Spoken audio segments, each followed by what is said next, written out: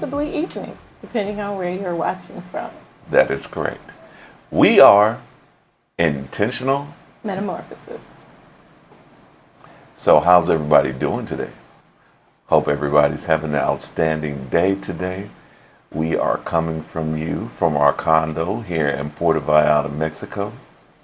And I must say that for this past month, it has really been a wonderful experience. Absolutely. But let's just cut to the chase today. Let's. Today's topic is cab. Or Uber.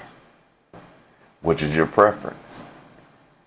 For me, I love the cab. For me, the budgeter, I love the Uber. Now I'm going to tell you the reasoning behind me with the cab. Between pricing, I would say that cab versus Uber, the price point may be just about maybe 10, 15 pesos difference. However, I like the fact that when I want to catch a cab, it's right there. I haven't been to many places that I did not see a cab readily available for me to be picked up. But because of the price point with the Uber versus the cab, I much rather just go ahead and find a cab to get to my next destination rather than going with an Uber. Now for me, again, I'm a budgeter, right? Mm-hmm. So at the end of the month, I like to be able to pull up a quick Grab or even just go in and search just by Uber, and I have everything right there. And I have the exact total. So when we we first came here, we budgeted a particular amount for each month. Correct. So, of course, in August and so far in September, I can't tell the difference between what we've done on Uber versus what we've done on cab. And I think that the reasoning behind that is that when you take a cab, you have to have pesos in hand. Right. There's no way for you to use a credit card or keep track of the payments in that manner. But however, I am an old school type of person, so my mind frame was, hey babe, let's just get a book and we can write down the amounts that we actually spend in the cab, and we can add that to the budget for the amount that we spend during the month for travel. Y'all see this bird right here behind me? A little crow came right there for a moment and I was looking at it. So I'm not old-fashioned, I just have to be honest. And let's start here. How much have you used on taxi this month? I have no clue. Oh, but how many have you written down? I have not written down anything. However, I can say this. On average. On average, maybe. On average, the places that we have gone in a cab have been moderate. The benefit for catching a cab versus an Uber, what I found during my research and study, if by chance you want to go from destination to destination, let's say you have roughly 5 stops and you want to do a round trip, the cabs are readily available to do that for you, and it was a lot simpler for us to do that. We didn't have to worry about putting it inside of an app to say we need to go from this destination to that destination. The cab drivers were there.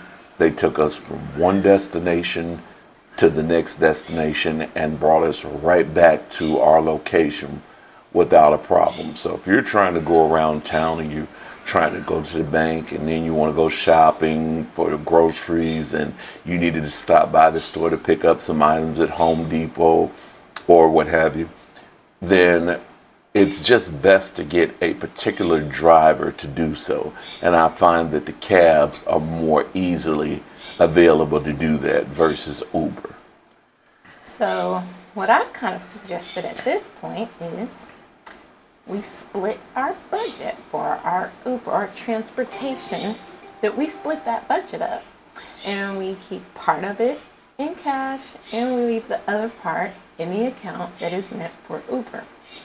And I'll be able to see on the that half what's there and how much we've spent on Ubers. And the person that wants to do the cab can write down in their little piece of paper or their budget sheet.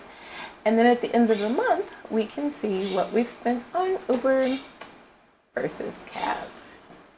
But there's another option. My wife gave this the first time, but I did not listen to it. But it does make sense. If by chance that we were going to take out a particular dollar amount just for the cabs, put it inside of an envelope, and then go ahead and pull from that envelope each and every time that you catch a cab. And then that way you know that you took out this said amount for cabs. And by putting it inside that envelope, you know that once you get to that amount, that's exactly what you spent on the cabs. And just make sure that you don't spend those funds on anything else but for the cab rides. And it will work out perfectly. Right. So that kind of came from it did come from the Dave Ramsey model of using an envelope and keeping your grocery amounts, your transportation amounts, your eating out amounts, things like that, all in different parts of the folder. I forget, those expanding folders, but they have one that we used to put the coupons in back in the day. And so we could put those in there and title each of those. And then we know what we put in each one. So only take out of that particular folder for that. So we may try that starting October 1st. We may do your model Okay. for the month of October. And then November, which will be very difficult for you, we might just do the Uber only for the whole month. Yes, I think it would be very wise to try to check out both and give examples on both. At the same time, let's also make this known. Majority of the times when you catch an Uber or if you're catching a cab, if you don't speak fluent Spanish, get you a translator app that will help you. Right. There are many Uber drivers and many of the cab drivers that do speak English, but not completely. I have few and far in between that actually were very fluent in English. And since we're in their country, Absolutely. and we're following their rules and using their language, it would benefit you to actually learn some basic words Right. that will help you in your effort when you're getting inside of an Uber or a cab. Right. Or even going to restaurants or the bus or going anywhere. It's good to have at least some basic, and even when you try and you mess up, everyone is so helpful in saying, oh, it's this or it's that, or if you're pronouncing it a certain way, they're really good with helping you pronounce it the correct way. Yes. So that's also good. I was going to mention about the taxi. So let me say this. I have found that with him using the taxi, that you build a relationship with a certain driver, and then they go ahead and give you their WhatsApp information. Y'all love our birds in the background making all that noise. Welcome to Mexico. But you build a relationship. So like there's an area that we like to go to called Punta Mita, and we have a driver named Allyce that's a taxi driver that said, hey, when you decide you want to go, just, give me a call on WhatsApp and I'll set it up to be available that day. So we pay him a certain amount in pesos, which really isn't a whole lot, but for him it is a lot for that day, especially if it's on a non-busy day. And so he'll be glad to take us out there. If we decide we want him to just stay in case we want to go other places, he'll go ahead and do that. Or if we want him to drop us off and we say, hey, we'll WhatsApp you maybe about 30 minutes or 40 minutes before we're ready to go, so that even if he's dropping off someone else, he has time to get to us and pick us up. I do find that to definitely be beneficial. Not that we haven't kind of had that with some Uber drivers where they've offered, but they're stuck on their app, where with the taxi drivers, they are at their own leisure to say, hey, okay, this is where I'm, taking some people. But again, with the taxis, the one thing that we have learned after we ended up on one end of Nuevo Vallarta is that it is very important that when you're giving them the address, they don't have the app like the Uber driver. So when you give them the address, so the street name is there, but then there's a number that you have to give behind it. So if you don't give the right number, or if you just give the street name, they're going to drop you off on that street name down somewhere. So we have had that happen to us once. And also, you will thank me later for this, but if you're going to go ahead and get an Uber, make sure you get Uber Comfort. Or XL. Uber Comfort or Uber XL.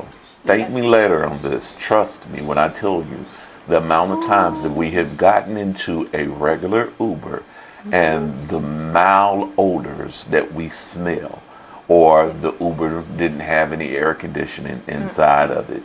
And during the summertime here in Puerto Vallarta, it is imperative that you actually have air conditioning.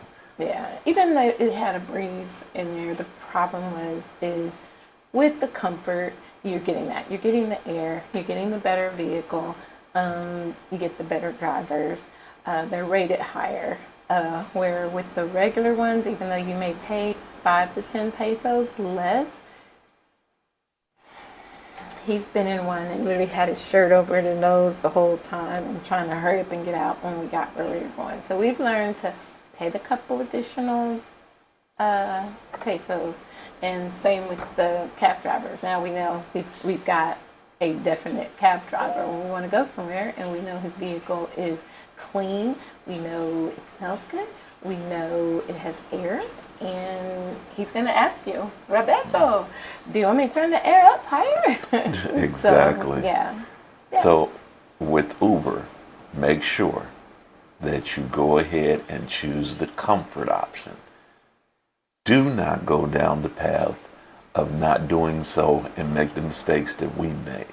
Yes. And also, when you're actually rating your Uber drivers, make sure you rate them properly. Right. Don't give a 5-star when you know that it was smelly and the upholstery was terrible and you were getting bitten by bugs from unknown sources. Don't do that. Because other people get into those Ubers and they're going to have that bad experience and they're going to try to figure out what the heck is going on. Right. And I understand, I get it. You want to go ahead and support the local individuals that are here. But be honest. Yep, be honest. Be honest. Be honest. And that way Uber knows as well. So you want them to have a correct rating out there because, for the next person. Yes. But yeah, we're here. We're loving it. We officially got here July 3rd and July 13th. We got our place that we absolutely love. We got our place August 1st. And so check it out, y'all. I have never been burned in my life, ever. I didn't even think I could burn, and I actually got burned. So now I'm making sure to always make sure to put some sunscreen on before I go lay out there. Yes. I learned a valuable lesson. But overall, it's been a blessing.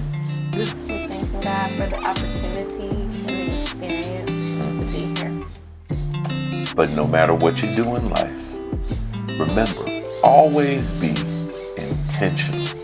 Yes. Because everything will change.